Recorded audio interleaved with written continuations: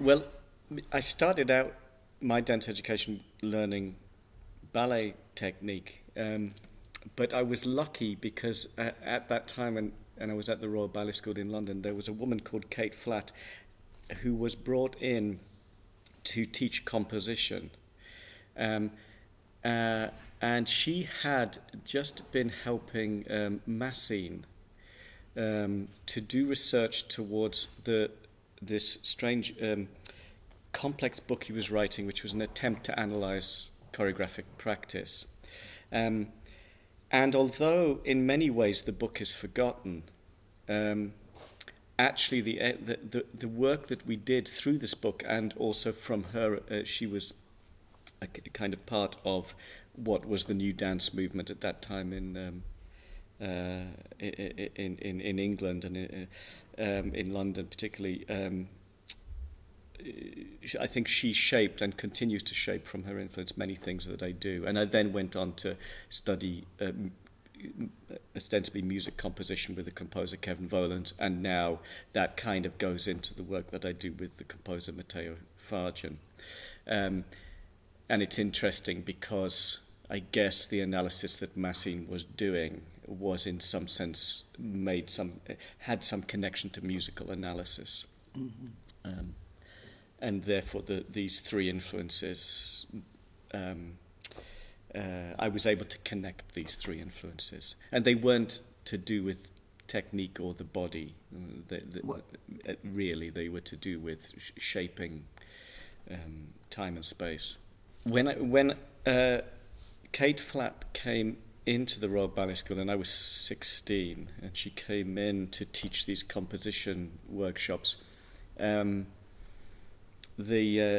pleasure that I did find in ballet. I mean, I struggled with ballet. I mean, even though I ended up as a dancer in the Royal Ballet, I didn't have easy facility with it. But the pleasure I did find was a combination of the application towards a certain detail of what you were doing, mm-hmm. and then somehow reaching that point where you could let go that and it would still do its work. And I guess with this thinking about composition, it was a bit similar. It was hugely pleasurable to be forced to think in detail. What is this that I'm doing now, and what is that, the next thing, even if it was very subtle. And Massine made this series of studies which were extremely subtle. And at the same time, that eureka moment when you kind of felt you'd grasped it and then could let go consciously of what you were thinking, of what you were trying to do, and discover that you're doing it.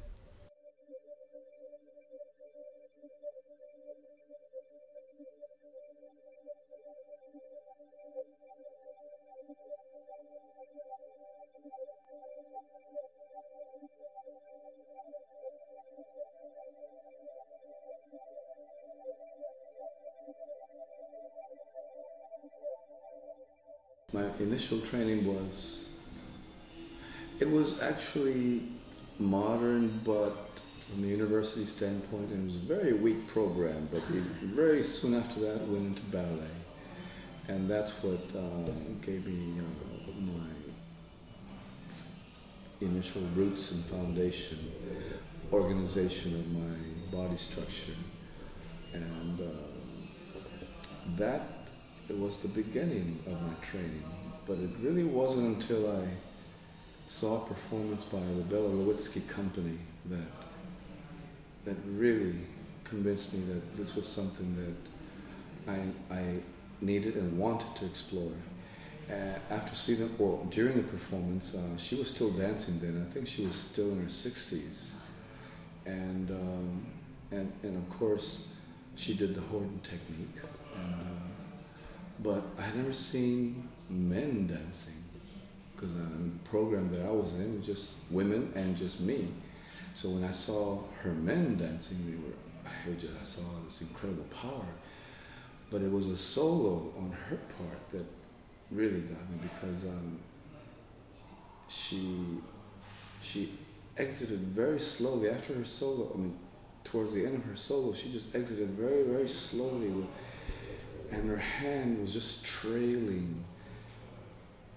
The wing was here. She just ever so slowly, I should do it like this, exited. And I sat there with my mouth open, and I thought, this is power and communication, and all because of this gesture. And it's so, it is a direct, how do I say that?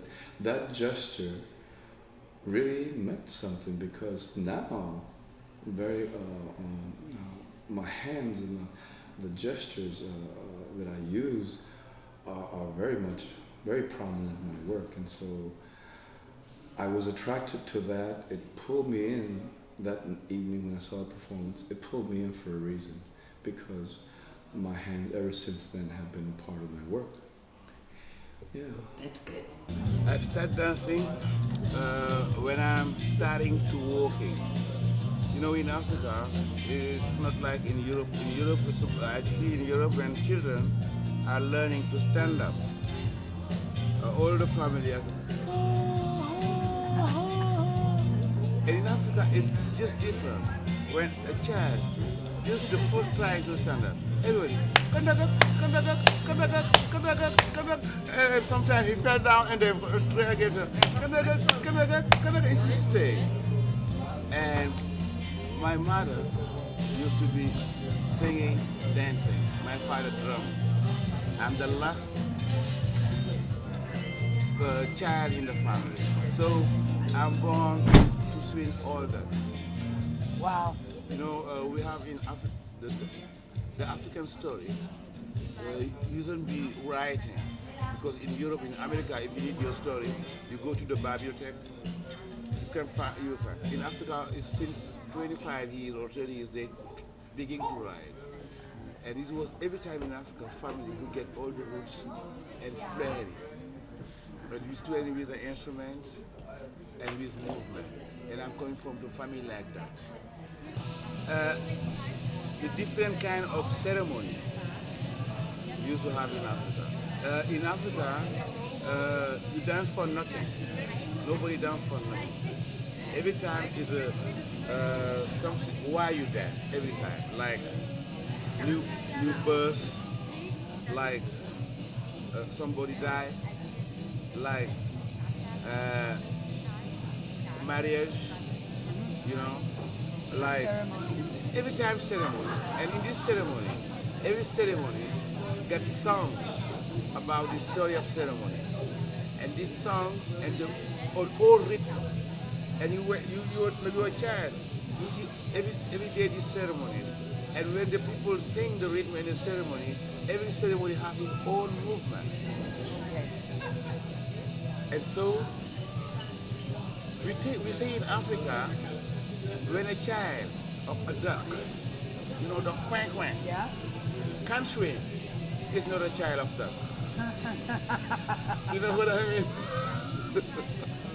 Talking about a Finnish company called Ratiko Dance Company, which was so much influenced by Kurt Jooss, and they performed in Germany, in the city I was living.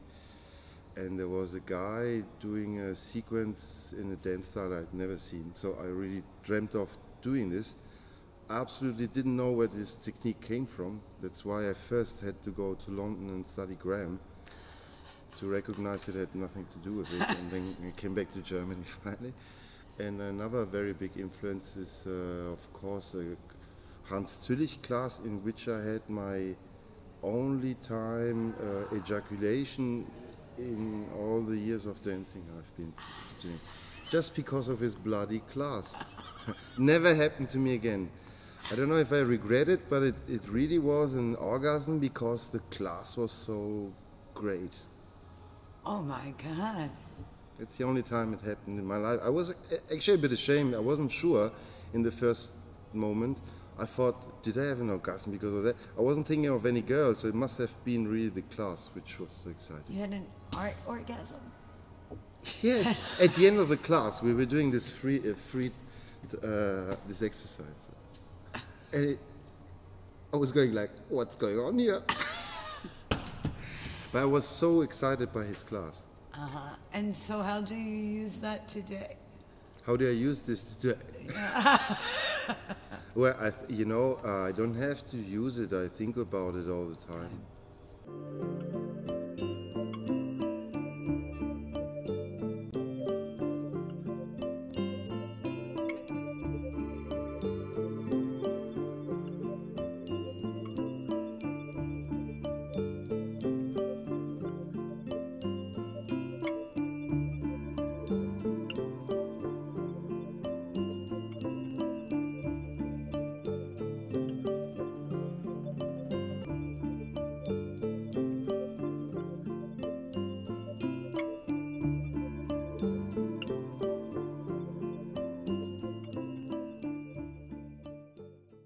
Two stories, two memories I have, and I still have, which are still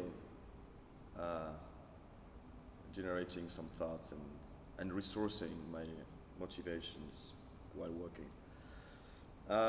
First story, it's me on a pier walking. I was maybe 6, 7 years old or something, and I fell down the sea. I fell into the water. And into that water there was a net, and I got trapped into the net, and I was about to drown. I really started to suffocate, and thank God someone pulled me out of the water. So that was story one. Story two is me, slightly older, falling off the cliff. I was a climber, and there was a nice fall at 12 meters down. So that was a nice fall. So three months on a wheelchair.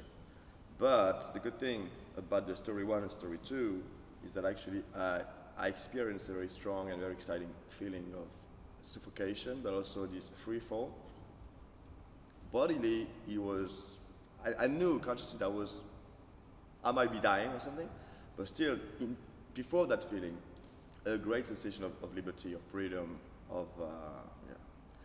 So this contradiction between knowing that something bad might be happening soon to you, and at more or less the same time having this great sensation of freedom and and pleasure.